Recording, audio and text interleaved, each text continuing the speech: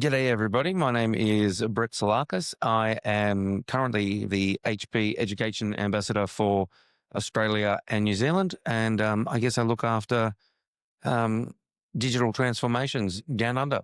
All right. Now, welcome to the show, brother. First and foremost, when you say HP, you're not talking Hewlett Packard. No, HP, the sauce. You know, the spicy sauce?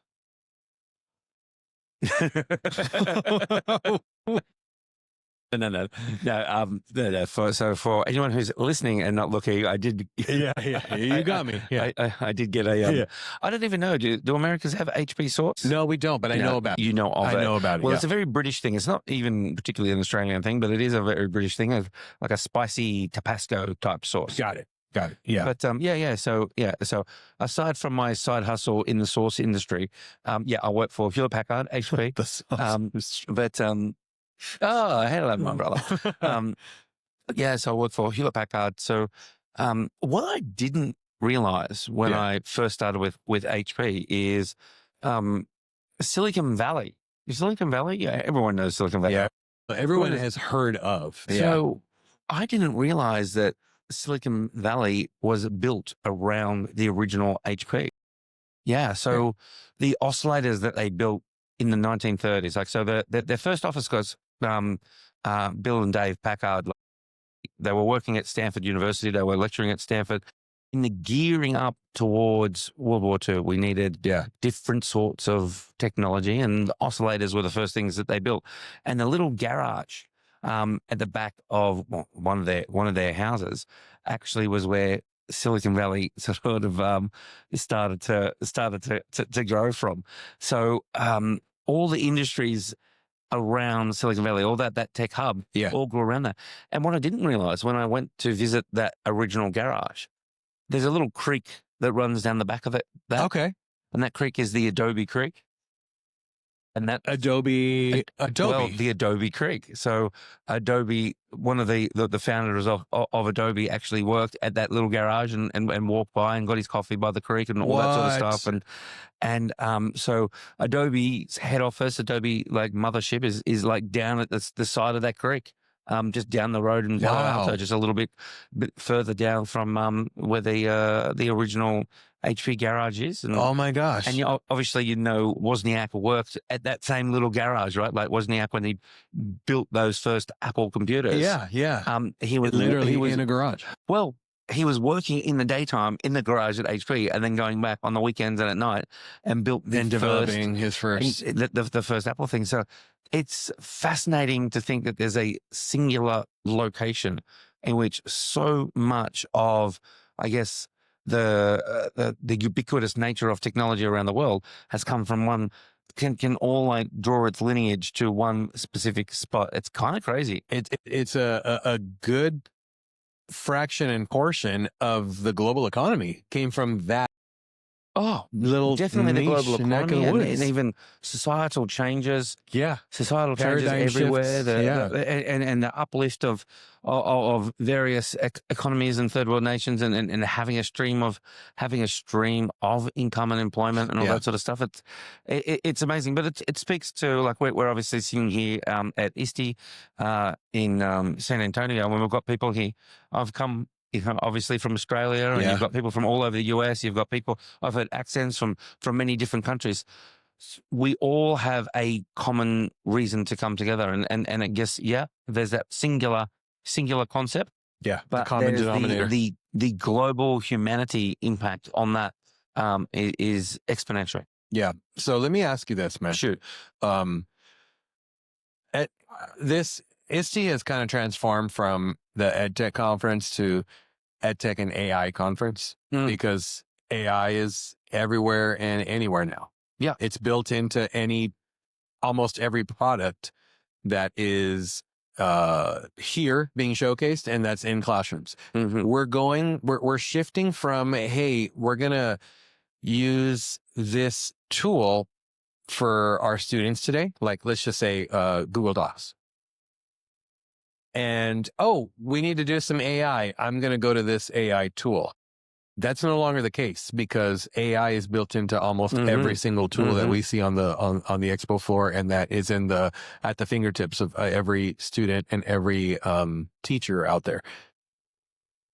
How has that transformed education, and where is that transformation at in Australia and New Zealand? Yeah. Look, I'm going to give you an unexpected answer. Okay. An unexpected answer.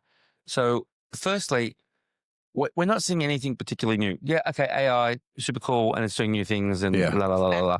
But change, this is not the first time we've had change. And this is not the first time we've even had change in the education technology sort of industry or sort of world. You only need to look back about 12 years ago to see when we all first started using tablets and there was an explosion of apps. And there was a million different apps that could do a million different things. At ISTE then, you would have seen all on the expo floor, everyone would have had an app. But slowly, there's a consolidation of those sorts of tools, and the big tech players will buy out the IP of those wise solutions, and the clever apps or the clever tools that everyone uses will rise and come to dominance, and most will have a little bit of a splash, maybe a few ripples, and then slowly disappear. We're just seeing the repeat of that. Like, so AI in everything, yes. But I think what we'll see is over the next, say, 3, 4, 5 years, a consolidation of those AI tools. We're just like we now view how we would use a particular app or what features are embedded into our larger structures. Yeah. That will that's what we'll start to see. Now, beyond that, have you ever heard of Mary Shelley? Do you know who Mary Shelley is? Mary Shelley. Mary Shelley. She's an author. She wrote a book called Frankenstein. You know No, Frankenstein? I don't know that. I know Frankenstein. You know Frankenstein, right? So, ironically, people don't realize Frankenstein is not the name of the monster that you created. That's right. It's the name of the doctor. Frankenstein. That's right. Dr. Frankenstein. Dr. Frankenstein. And I think they just call Frankenstein's monster. Yeah. It's alive. It's unnamed, right? Yeah. So do you know the origin of when she wrote that, how she came up with the idea and how that all came to be? Would you mind if I unpack that a little bit? I am at the edge of my seat. All right. Let's do it. This is wild, and it is particularly applicable to AI. So I want to tell the story. Frankenstein and AI. So we have an AI revolution, and that's going to change society. It's going to change employment. It's changing how we do schools, changing how we do education.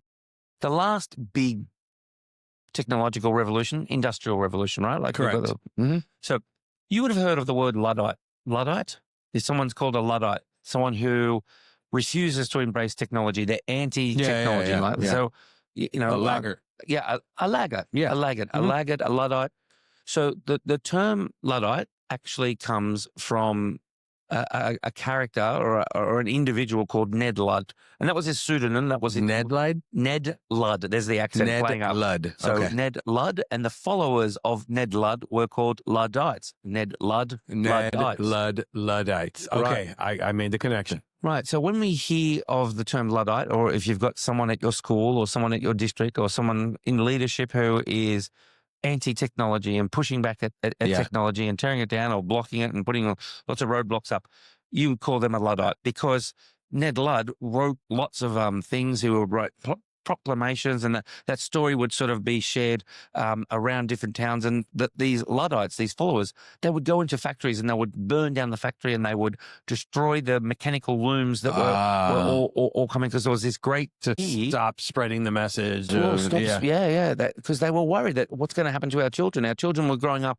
in fields and pastures, and now they're having to go into, you know, being cared for in schools and trained and they're going into the workforce earlier than they ever would have gone into, when they're getting black lung and you know, we're sending children down in mines and people can't have a life in the country. We're all now having to work in factories. So there were people who did not like that change. They wanted to, like, what will my children do? How would my children make income? Because how will my children get food? Because I've always grown it in my back little acreage. Yeah.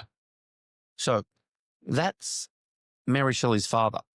So that's the world Ned in Ludd. which Ned Ludd is Mary Shelley's father. Okay.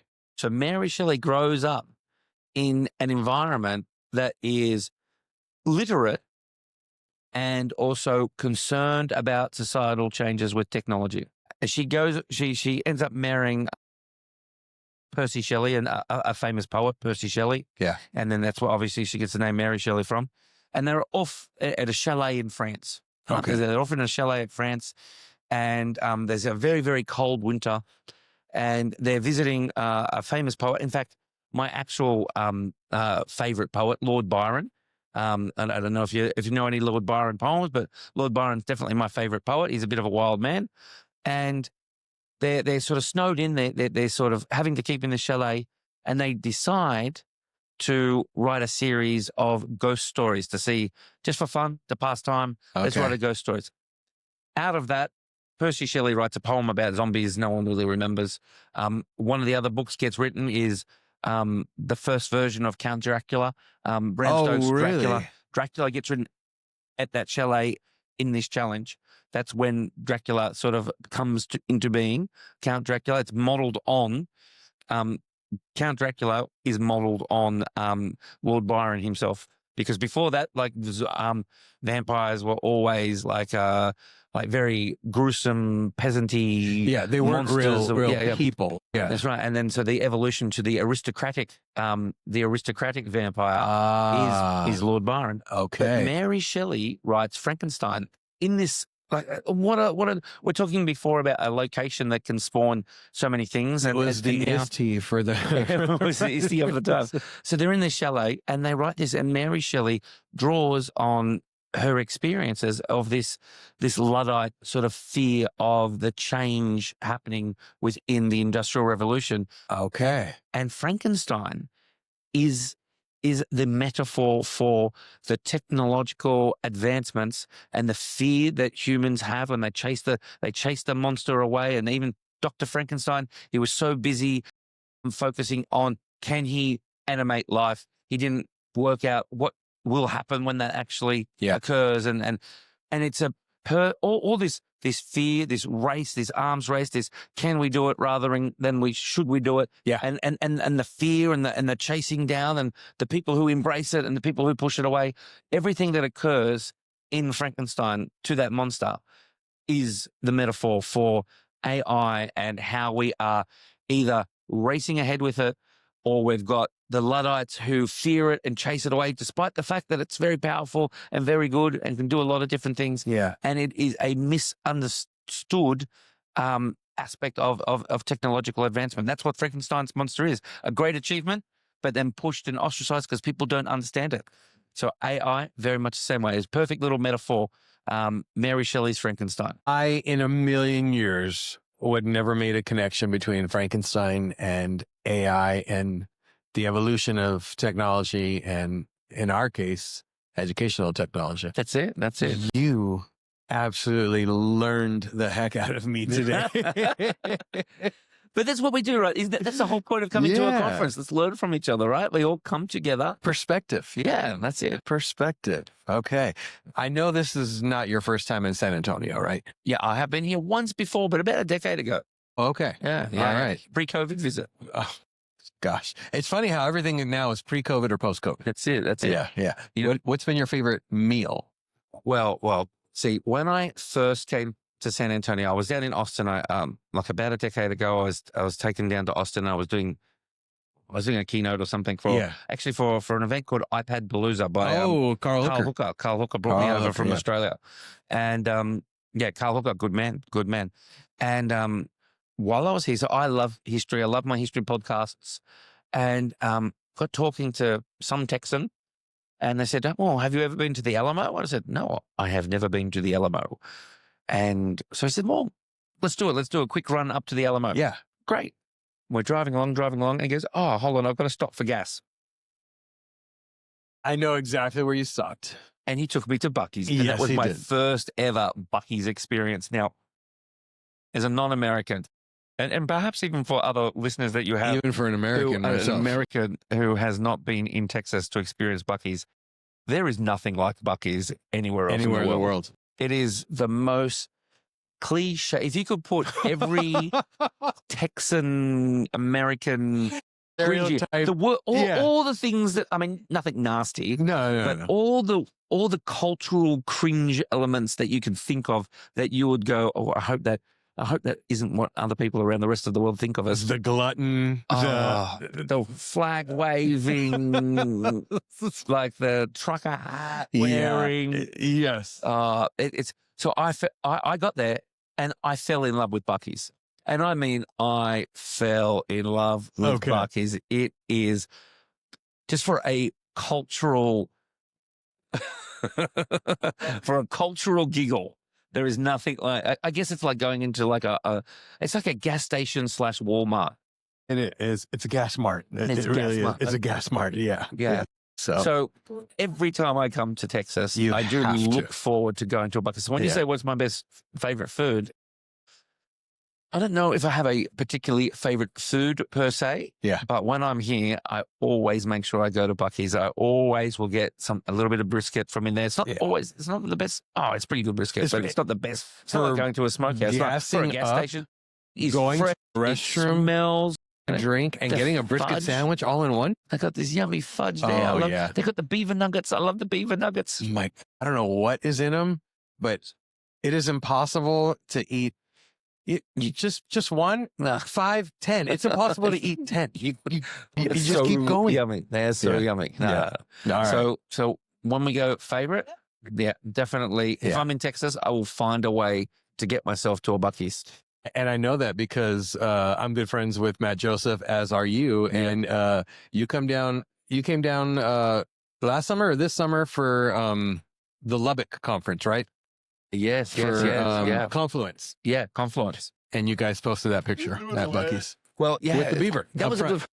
Yeah, I'll tell you one thing that you don't know. Last night, Carl Hooker again. Yeah, Carl Hooker. This is turning into the everything kind of centers around Carl Hooker and Matt Joseph right now at this point. So Carl Hooker and Adam File hosted a poetry slam. The poetry slam, poetry slam. Now, I did a poem. Okay. At that poetry slam. And a big shout out to Michelle Manning. Oh, yes. Who took the belt. But you know who she defeated in the final? Yeah, yours truly. Yours truly. That's right. Now, as you would know, but your listeners may not, the theme of my poem. Okay. I wasn't there. I thought you've heard, and I thought you've seen the photo. And he showed the photo, but So I decided to, on the way over, so someone had pulled out. Carl messaged me about a week before I flew over and said, someone's pulled out. Do you want to do a poem for me? Yeah, I'll do a poem. You know, life is very busy. I didn't have time to write a poem. And it's a long flight from Sydney to San Antonio. So you had time. So I had time on the flight. Yeah.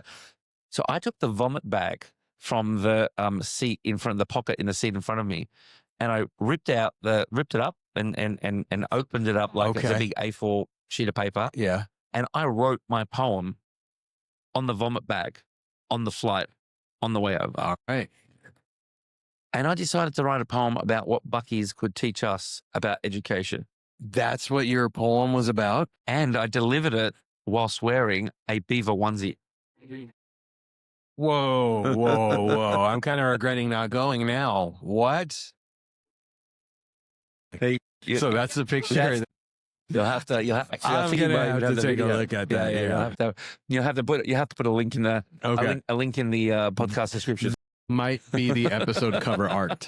Yeah, that might just be it. Yeah. What do you reckon, Chad? Do you reckon you can use that beaver photo as the cover image for this episode? I'm gonna have to use that I think for we're the cover image. Yeah. Okay. Yeah. Right now? Yeah. I'll get it from you after. Yeah, that's beautiful, man. All right, sounds good. And you have a podcast of your own. I do. Reinvent the classroom. It's not a massive podcast, but probably got about 50 odd episodes out there at the moment, and I think we're up to season 4, probably coming in a couple of months. Okay, sounds good, man. Yeah. Well, how can people connect with you and learn with and from you? Look, the easiest way to find me is probably on LinkedIn. Brett Salakas, Salakas, all A's.